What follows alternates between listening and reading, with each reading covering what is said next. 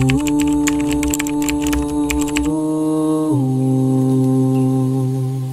باللہ من الشیطان الرجیم بسم اللہ الرحمن الرحیم۔ پتہ ہے نیکی کرنے اور گناہ سے بچنے کا سب سے آسان طریقہ کیا ہے؟ لا حول ولا قوت الا باللہ پڑھنا۔ اس کا مطلب ہے کہ اپنی زبان اور اپنے وہم و گمان اور اپنے دل کو ایک بات پر راضی کر لینا، ایک راز کی بات بتا دینا، کامیابی کا راز۔ آئیں ڈھونڈتے ہیں وہ راز آخر کیا ہے۔ لا حول ولا قوت الا باللہ یعنی گناہوں سے دوری اور عبادات کی قوت صرف اللہ رب العزت کی طرف سے ہے۔ اس کا مطلب یہ نہیں ہے کہ آپ گناہ پہ گناہ کرتے جا رہے ہیں اور آپ سے گناہ نہیں چھوڑے جا رہے تو اس میں اللہ کی مرضی ہے۔ نو، اس کا ہرگز مطلب یہ نہیں ہے۔ ہم انسان بھی عجیب ہے نا، صحیح بات سمجھ نہیں آتی تو غلط کو صحیح سمجھ کے اس پر یقین کر بیٹھتے ہیں۔ کیا سوچتے ہیں ہم لوگ کہ گناہ نہیں چھوٹ رہے اور نیکیاں نہیں کی جا رہی تو اس کا مطلب ہے کہ اللہ مجھ سے ناراض ہے۔ اللہ ہی نہیں چاہتا ہے کہ میں اس کے سامنے جاؤں، کھڑا ہوں، نماز پڑھوں اس کے سامنے جا کے۔ میں اتنا گناہگار ہوں کہ اللہ چاہتے نہیں ہے کہ میں اس کو راضی کروں، تبھی تو اس نے مجھے نیکی کی توفیق نہیں دی۔ یہ سب خیالات ہمارے دماغ میں گھوم رہے ہوتے ہیں۔ اچھا تو سب یہ بتائیں کہ جو اللہ تعالیٰ نے قرآن میں بتایا، احادیث میں بتایا، اس سب سے زیادہ اہمیت آپ کی اس خود سے بنائی ہوئی، خود سے سمجھی ہوئی بات کی تو نہیں ہو سکتی نا؟ آپ کے ان خیالات کی اہمیت تو نہیں ہو سکتی نا جو آپ نے خود اپنے دل میں بنائے ہیں۔ اللہ پاک نے قرآن میں اتنی مرتبہ فرمایا ہے کہ مجھ سے معافی مانگو، میں توبہ قبول کروں گا، میں الغفور ہوں۔ اس نے کبھی نہیں کہا کہ اگر تم گناہ کرو گے تو پھر دوبارہ کبھی نماز نہ پڑھنا، قرآن نہ پڑھنا، کیونکہ تم اس قابل نہیں کہ میرے سامنے آؤ، تم تو بہت گناہگار ہو۔ اللہ تعالیٰ نے کبھی بھی ایسا نہیں کہا۔ اور کیا آپ نے سنے ایسے الفاظ قرآن پاک میں یا حدیث میں؟ نہیں، آپ نے کسی نے نہیں سنے اور نہ ہی میں نے یہ سنا ہے۔ بلکہ اللہ پاک نے کہا ہے کہ جو اللہ کی آیات سے مسلسل انکار کرتے ہیں، جو بار بار جھٹلاتے ہیں اس کے احکامات کو، ان کو گمراہ کرتا ہے۔ وہ کن کو گمراہ کرتا ہے؟ جو بار بار اس کے احکامات کو جھٹلاتے ہیں اور اس کی آیات کو سن کر بھی انسنا کر دیتے ہیں، ان کا انکار کرتے ہیں، جھٹلاتے ہیں اس کی آیات کو۔ پچھتاوا بھی نہیں ہوتا، انہیں ندامت بھی نہیں ہوتی، وہ گناہ کرنے کے بعد نادم بھی نہیں ہوتے، انہیں غلطی کا احساس بھی نہیں ہوتا۔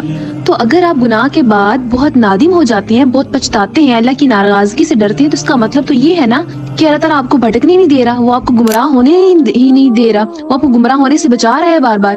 آپ کی ندامت ہی لٹمس ٹیسٹ ہے آپ کی سیدھی راہ پر ہونے کا۔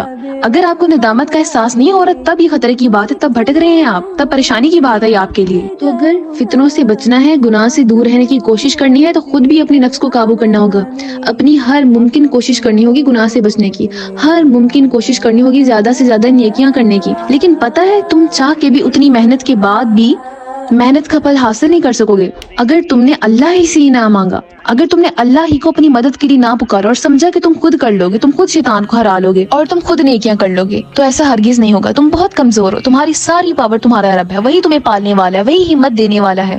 اگر خود کو طاقتور سمجھ کے میدان جنگ میں اترو گے تو بہت بری طرح شکست کھا رہے گے۔ اگر اللہ تعالیٰ کی پاور تمہارے ساتھ ہی نہ ہوئی تو تم کیسے جیت پاؤ گے؟ اگر اللہ تعالیٰ کی پاور نہ ملی تو کیسے جیتو گے بتاؤ؟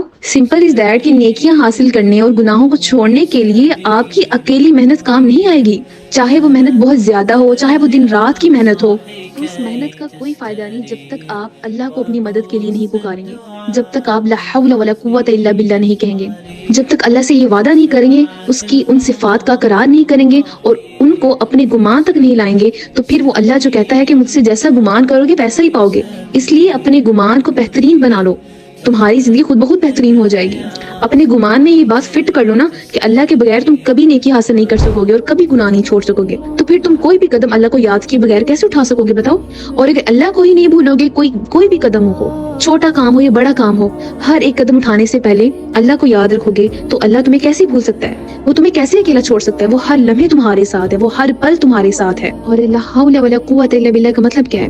اس کا ترجمہ کیا ہے؟ اس کا ترجمہ ہے کہ گناہوں سے بچنے اور نیکی کی قوت صرف اور صرف اللہ تعالیٰ کے ہاں ہی ملتی ہے۔ تو لا حول ولا قوت الا باللہ کا ذکر کرنے سے انسان میں یہ جو ورڈ میں ہے نا، میں نے یہ کام کیا، میں نے یہ کیا، میں یہ ہوں، میں فلاں ہوں، میں فلاں ہوں، یہ ختم ہو جاتا ہے۔ With the passage of time انسان فیل کرتا ہے کہ انسان کی جو میں ہے نا وہ ختم ہو گیا ہے۔ جیسے اگر کوئی ہمیں کہتا ہے کہ آپ تو بہت نیک ہے، آپ تو دین کا کام کریں، تو ہمیں کیا کہنا چاہیے کہ تمام تعریفیں میرے رب کے لیے، میں تو کچھ بھی نہیں ہوں، اللہ تعالیٰ نے چاہا ہے تو میں یہ بات آپ تک پہنچا رہا ہوں یا پہنچا رہی ہوں، اس میں میرا کوئی کمال نہیں ہے، ٹھیک ہے؟ تو with the passage of time انسان میں ورڈ میں ختم ہو جاتا ہے، ہر چیز میں پھر کہتا ہے کہ یہ کام اللہ نے کیا ہے، اللہ نے چاہا ہے تو یہ کام ہوا ہے، اس میں میری ذات کا کوئی کمال نہیں ہے۔